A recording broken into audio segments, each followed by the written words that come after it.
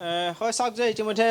নন্দিনী কাশ্যপৰ মাতৃগৰাকী ইয়ালৈ আহিছে আৰু নন্দিনী কাশ্যপৰ ইতিমধ্যে খবৰ দিছে মহিলা থানাত ইতিমধ্যে তেওঁ বিষয়াৰ লগত কথা পাতিছে কিন্তু তেওঁ ইতিমধ্যে কিছু অভিযোগ নস্যাৎ কৰিছে কাৰণ চামিউলৰ পৰিয়ালে যিসমূহ অভিযোগ উত্থাপন কৰিছিলে যে নন্দিনীয়ে কোনো ধৰণৰ খবৰ লোৱা নাই বা তেখেতলোকৰ ফালৰ পৰা কোনো ধৰণৰ চিকিৎসাৰ ব্যৱস্থা কৰা নাই সেইসমূহ ইতিমধ্যে অভিযোগ নস্যাৎ কৰিছে। এতিয়া নন্দিনীৰ মাতৃয়ে এটা কথা কৈছে যে নন্দিনীয়ে তেওঁলোকৰ যি ফোন কৰিছিলে ফোন কৰি পেলাই তেওঁ খবৰ লৈছে আৰু আৰক্ষীয়ে তেওঁলোকক তালৈ যাবলৈ ইতিমধ্যে মানা কৰিছিলে কাৰণ চিকিউৰিটি ৰিজন আছে বুলি কৈছিলে আৰু সেই ইতিমধ্যে মাতৃগৰাকী আহি এটা কথা কৈছে আৰু এটা কথা যে নন্দিনীৰ পিতৃ ইতিমধ্যে কালি তেখেতলোকৰ চিকিৎসালয়খনলৈ গৈছিলে কিন্তু কেইজনমান যুৱকে তেওঁ যি সহায় কৰিব বিচাৰিছিলে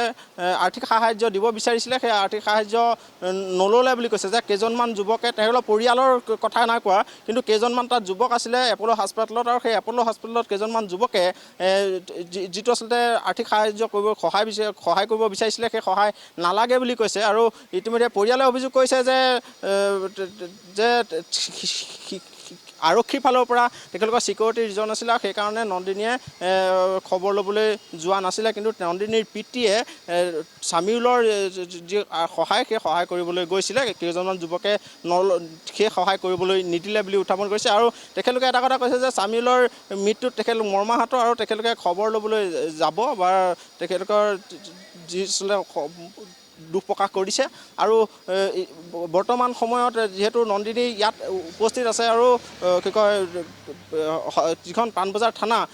থানাত আছে আৰু থানাখনত ইতিমধ্যে তেওঁ খবৰ ল'বলৈ আহিছে আৰু ইয়াৰ পিছত আচলতে আইনে যি ব্যৱস্থা গ্ৰহণ কৰে সেই ব্যৱস্থা মতেই তেখেতলোকে যাব বুলি ইতিমধ্যে কৈছে। এয়া নন্দিনীৰ মাতৃয়ে ইতিমধ্যে ভাষ্য প্ৰদান কৰিছে কিন্তু বিষয়টোত ইতিমধ্যে আৰক্ষীৰ ফালৰ পৰা বৰ্তমানলৈকে কোনো তথ্য জনোৱা নাই। আৰক্ষীৰ ফালৰ পৰা নন্দিনী গ্ৰেপ্তাৰ কৰা হৈছে নে নাই হোৱা এইসমূহ তথ্য বৰ্তমানলৈকে জনোৱা নাই। কেনেধৰণৰ ধাৰা বা কেনেধৰণৰ গোচৰ ৰুজু কৰিছে সেইসমূহ কিন্তু আৰক্ষীৰ ফালৰ পৰা জনোৱা হোৱা নাই কিন্তু আৰক্ষী আহি ইয়াত উপস্থিত হ'ব আৰু ইয়াৰ উপস্থিত হৈ দিছপুৰ থানালৈ নন্দিনীক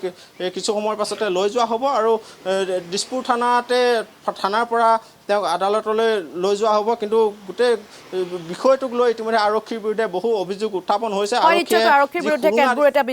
বিস্ফোৰক অভিযোগ উত্থাপন হৈছে। হিট এণ্ড ৰানৰ ঘটনাৰ দৰে নাম সাঙুৰ খাইছে নন্দিনী কাশ্যপৰ কিন্তু তাৰ পাছতো আচলতে আৰক্ষীয়ে কিয় নৰম স্থিতি গ্ৰহণ কৰি আছে বা আৰক্ষীয়ে ঘটনাটো কিয় গাপ দিয়াৰ চেষ্টা কৰি আছে তাকে লৈ বহুতো প্ৰশ্ন উত্থাপন হৈছে। এফালে চামিলৰ মৃতদেহৰ কাষৰ পৰাই পৰিয়ালৰ লোকে তথা বিভিন্ন দল সংগঠনৰ লোকে দাবী উত্থাপন কৰিছে যে অভিনেত্ৰী নন্দিনী কাশ্যপে শাস্তি পাব লাগে কিন্তু তাৰ পাছত লক্ষণীয় বিষয়